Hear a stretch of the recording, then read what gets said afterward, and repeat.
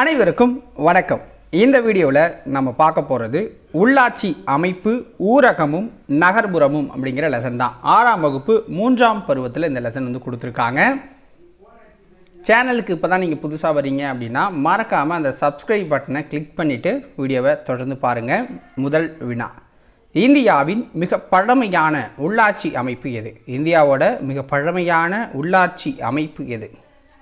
Answer Chennai. ஊராட்சி வாக்காளர் பட்டியலில் கலந்து கொள்ள வயது முறை என்ன? ஊராட்சி வாக்காளர் பட்டியலில் கலந்து கொள்றதுக்கு வயது முறை என்ன? 18 வயது நிரம்பி இருக்கணும். 2011ஆம் ஆண்டு நடைபெற்ற உள்ளாட்சி தேர்தலில் பெண்கள் எத்தனை இடங்களில் வெற்றி பெற்றனர்? 2011ஆம் ஆண்டு நடைபெற்ற உள்ளாட்சி தேர்தலில் பெண்கள் எத்தனை இடங்களில் வெற்றி பெற்றனர்? ஆன்சர் 38% வெற்றி பெற்றாங்க. கிராம சபை கூட்டம் ஆண்டுக்கு எத்தனை 4 முறை நடைபெறும் அப்படிங்கிறாங்க. அது மாறி இருக்குது இப்போ, ஓகேங்களா?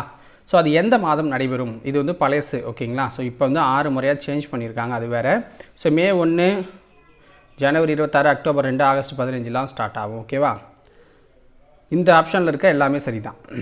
குறைவான ஊராட்சி ஒன்றியங்கள் உள்ள மாவட்டங்கள் எது? குறைவான ஊராட்சி ஒன்றியங்கள் உள்ள மாவட்டங்கள் எது?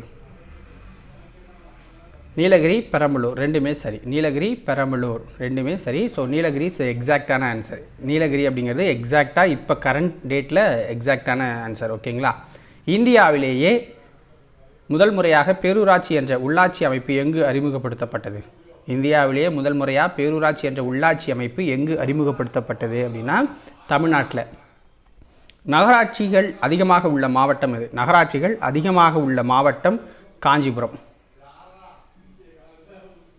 தமிழ்நாட்டில் முதலில் உருவாக்கப்பட்ட நகராட்சி எது? தமிழ்நாட்டில் முதலில் உருவாக்கப்பட்ட நகராட்சி வாலாஜாபேட்டை. அதிகப்படியான ஊராட்சி ஒன்றியங்கள் உள்ள மாவட்டம் எது? அதிகப்படியான ஊராட்சி ஒன்றியங்கள் உள்ள மாவட்டம் விழுப்புரம். தேசிய பஞ்சாயத்து ராஜ் சட்டம் எப்போது கொண்டு வரப்பட்டது? தேசிய பஞ்சாயத்து ராஜ் சட்டம் எப்போது கொண்டு வரப்பட்டது? 1992 ஏப்ரல் 24. தேசிய ஊராட்சி தினம் எப்பொழுது அனுசரிக்கப்படுகிறது? தேசிய ஊராட்சி தினம் எப்போது அனுசரிக்கப்படுகிறது?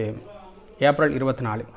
2016ஆம் ஆண்டு தமிழக அரசு பெண்களுக்கு உள்ளாட்சியில் எத்தனை சதவீதம் இடஒதுக்கீடு வழங்கி சட்ட திருத்தம் செய்துள்ளது? 2016ஆம் ஆண்டு தமிழக அரசு பெண்களுக்கு உள்ளாட்சியில் எத்தனை சதவீதம் இடஒதுக்கீடு வழங்கி சட்ட திருத்தம் செய்துள்ளது? 50%. கீழ்கண்டவற்றுள் சரியானது எது? தமிழ்நாட்டில் கிராம ஊராட்சிகள் 12,618 இருக்குது. ஊராட்சி ஒன்றியங்கள் 385 இருக்குது. மாவட்ட ஊராட்சிகள் 36 இருக்குது. பேரூராட்சிகள் 488 இருக்குது. நகராட்சிகள் 148, மாநகராட்சிகள் 25 இருக்குது, ஓகேங்களா? ஸோ அனைத்தும் சரியானது. தமிழகத்தில் தேர்தல் ஆணையம் எங்கே உள்ளது? தமிழகத்தில் தேர்தல் ஆணையம் எங்கே இருக்குது? கோயம்பேட்டில் அமைஞ்சிருக்கு. உள்ளாட்சி பிரதிநிதிகளின் பதவி காலம் என்ன? உள்ளாட்சி பிரதிநிதிகளின் பதவி காலம் 5 ஆண்டுகள். பல கிராம ஊராட்சிகள் ஒன்றிணைந்து அமைக்கப்படுவது எது? பல கிராம ஊராட்சிகள் ஒன்றிணைந்து அமைக்கப்படுவது எது அப்படின்னா ஊராட்சி ஒன்றியம். கீழ்கண்டவற்றுள் நகர்ப்புற உள்ளாட்சி அமைப்புகளின் வகைகள் என்ன? ஆன்சர் பாருங்கள். பேரூராட்சி 10,000 மக்கள் இருக்கணும். நகராட்சினா 1,00,000க்கும் அதிகமான மக்கள் இருக்கணும். மாநகராட்சினா பல லட்சம் மக்கள் இருக்கணும். உள்ளாட்சி தேர்தலை நடத்தும் அமைப்பு எது? உள்ளாட்சி தேர்தலை நடத்தும் அமைப்பு மாநில தேர்தல் ஆணையம். கீழ்கண்டவற்றுள் சரியானதை தேர்ந்தெடு. ஊராட்சி ஒன்றியம் வட்டார வளர்ச்சி அலுவலர் தான் ஹெட்டாக இருப்பார்.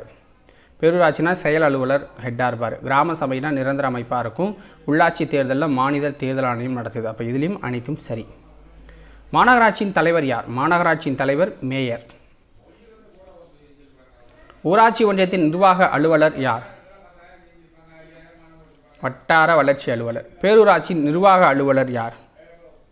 செயல் அலுவலர். பல கிராம ஊராட்சிகள் ஒன்றிணைந்து அமைக்கப்படுவது எது? பல கிராம ஊராட்சிகள் ஒன்றிணைந்து அமைக்கப்படுவது ஊராட்சி ஒன்றியம். தேசிய ஊராட்சி தினம் அப்படிங்கிறது ஏப்ரல் 24 அனுசரிக்கப்படுது. இந்தியாவின் பழமையான உள்ளாட்சி அமைப்பாக அமைக்கப்பட்ட நகரம் சென்னை.